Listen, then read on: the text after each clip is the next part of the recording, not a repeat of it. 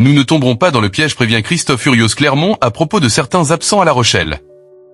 Christophe Urios espère que ces hommes sauront répondre aux défis physiques que voudront imposer les Maritimes à Clermont, dimanche, 21h. Le manager de l'ASM s'attend d'ailleurs à une équipe très compétitive côté rochelais, malgré les absents. Christophe, un mot sur cette préparation un peu spéciale avec un groupe séparé en deux en début de semaine. Comment cela s'est-il passé? Plutôt bien. Nous avons fait le choix de partir en Afrique du Sud avec un groupe plutôt jeune, en laissant ici les joueurs qui avaient beaucoup de temps de jeu ou quelques bobos. Nous sommes restés en liaison, notamment pour la préparation du match contre La Rochelle, avec ceux qui étaient restés.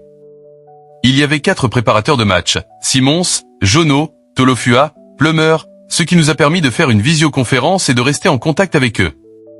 Le groupe parti en Afrique du Sud a eu 2 jours et demi de régénération, ce qui était important après ce déplacement. Les autres ont travaillé de façon identique à ce que nous faisons actuellement. La liaison du jeudi a été bonne, assez facile.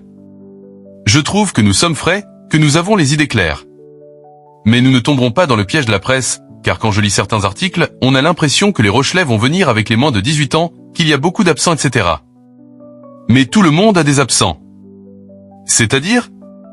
C'est un message que nous ne devons pas entendre, car nous savons que ce sera un choc. Je connais bien cette équipe, je sais comment ils se préparent. Penser qu'ils sont diminués serait une grosse erreur.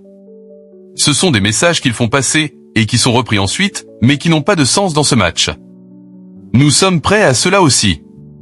Nous préparons toujours les matchs de la même façon, identifier les forces et les fragilités de La Rochelle, les zones que nous voulons attaquer. Chaque match a son histoire, et celui-ci en a une vraie. Ils ont été éliminés de la Coupe d'Europe de façon difficile, et ils ont clairement exprimé leur envie de revanche. Ils viennent chez nous pour nous battre. Nous prenons évidemment ce contexte en compte, mais notre préparation reste la même. Vous avez aussi envie de vous racheter aussi après une campagne européenne ratée. Oui, la campagne européenne est un échec, mais elle est derrière nous, on ne la rattrapera pas. Ce qui est important maintenant, c'est de remettre les priorités sur le top 14. Nous n'avons plus que cette compétition, donc il faut faire en sorte. Cette expérience européenne devienne une force. Nous avons beaucoup appris.